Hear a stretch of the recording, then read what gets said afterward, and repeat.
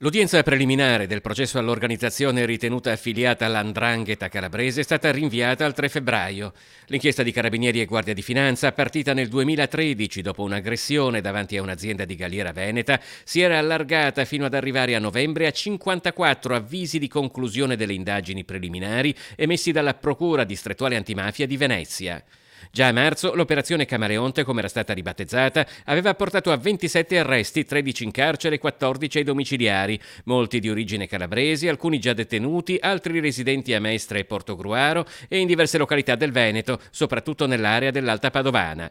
Le accuse variano dall'estorsione al riciclaggio, violenze di vario tipo e commissione di reati fiscali, nel mirino degli inquirenti anche imprenditori veneti. Udienza preliminare rigorosamente a porte chiuse nell'aula bunker di Mestre, che nello stesso mese in cui è stato dato avvio al processo contro i casalesi vede un altro grande processo contro la criminalità organizzata in Veneto.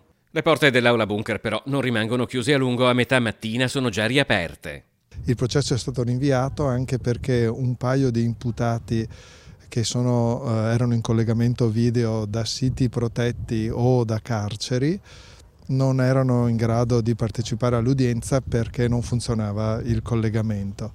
Il giudice ha rinviato, preso atto di queste circostanze e prevedendo un ritmo serrato delle prossime udienze, anticipando già che ci sarà la possibilità di fare udienze anche di sabato. Il calendario dovrà tenere conto del fatto che diversi imputati hanno processi pendenti presso altri tribunali e corti d'appello. A Bologna il 13 marzo comincia l'appello dell'abbreviato del processo a Emilia e il 19 il processo con rito ordinario d'appello.